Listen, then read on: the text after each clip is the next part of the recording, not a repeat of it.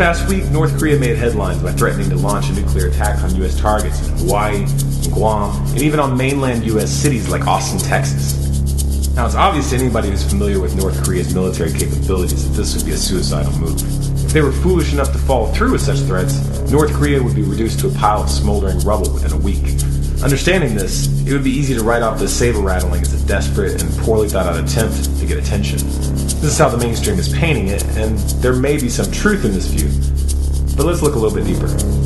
Why is North Korea behaving like this? What led up to this situation? Well, the obvious direct catalyst in this particular phase of the conflict was the U.S. military's decision to run bombing drills in South Korea with nuclear-capable B-2 bombers. These drills were explicitly designed to send a message to North Korea, as was clearly indicated by U.S. Defense Secretary Chuck Hagel when he made the following statement at the Pentagon. We must make it clear that these provocations by the North are taken by us very seriously, and we'll respond to that. On a side note, Hagel is a member of the Council on Foreign Relations, an organization with a long history of promoting policies which have led to major wars over the past century, including Vietnam. The Council on Foreign Relations has also been pushing for military strikes on Iran. Now, to put this exchange into context, North Korea just recently went through a change of leadership. Kim Jong-il died, leaving his son Kim Jong-un in power. Kim Jong-un is young and completely inexperienced. In fact, he's the youngest head of state in the world. It's also worth noting that he was raised by a dictator in a society that treats the supreme leader as something of a god. So obviously the guy is a little off kilter. You could think of Kim Jong-un as the unbalanced, socially maladjusted trailer park kid that no one in school likes to talk to. The only problem is Kim Jong-un has a nuclear weapon, and he's proved that it works in recent detonations. It's a very small nuclear weapon, much less powerful than the bombs dropped by the U.S. on Hiroshima and Nagasaki, and it's unclear whether he would actually be able to hit a U.S. target with his current technology.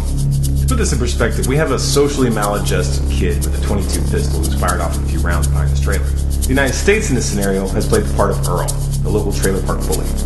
And Earl has decided to make an impression on the socially maladjusted kid by parading around his trailer firing off an AK-47. This after cutting off the gas and electricity to the trailer. By this I'm of course referring to the sanctions. Overall, it's not real smart. That is, unless Earl actually wants the kid to do something stupid. And that may in fact be the case.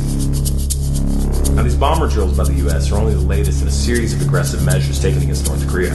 Each stage of Korea's progress towards becoming a nuclear power has been met with sanctions, starting with economic and trading sanctions in 2006 in response to their first nuclear test, and tightening those sanctions further in 2013. For North Korea, which is already economically weak, with 2/3 of its population already suffering from periodic food shortages, these moves are serious acts of aggression. This is a point that most Westerners don't take into account. A lot of people tend to think that sanctions are a non-violent measure, but the reality is sanctions are an act of war, and it's the civilian population that pays. We saw this clearly in the Iraq sanctions, which led to the deaths of over 500,000 children. We have heard that 500,000 children have died. I mean, that's more children than died in Hiroshima.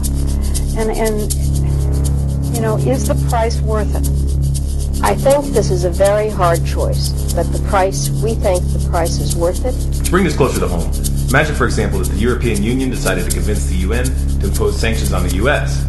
Now imagine these sanctions involved cutting off all U.S. imports, banning any business dealings with U.S. companies, freezing U.S. assets and bank accounts, and preventing resources from being shipped to the U.S. Obviously, this would wreak economic havoc on America. People would lose jobs, many would become homeless, and if the sanctions were severe enough, people would die. How would the U.S. respond to something like that? How would the American people respond? It should be clear that this would lead to calls for war. And given our track record, there would probably be military strikes in progress within a month. So why would we expect anything else from North Korea? What we're seeing here is a policy of provocation. But why? What is the U.S. trying to achieve? Both China and Russia have both issued warnings this week stating that these recent drills by the U.S. and South Korea were escalating tensions, and that the situation could easily spiral out of control. Already it has led North Korea to nullify the armistice with South Korea, effectively reopening a 60-year-old war. If North Korea is foolish enough to actually engage the United States with South Korea, this would give them the pretext to invade and destroy the North Korean regime. Geopolitically, this would be a major blow to China because it would remove the buffer zone that North Korea provides, and it would give the U.S. military bases right on the Chinese border. As insane as this may sound, if luring North Korea into a conflict is indeed the goal of the U.S., it would be in keeping with America's ongoing policy of encircling China. China has already expressed anger this past year at the establishment of a new permanent military base in Australia, and America's recent push to strengthen military relationships with a number of Southeast Asian countries. China interprets these moves as military encirclement.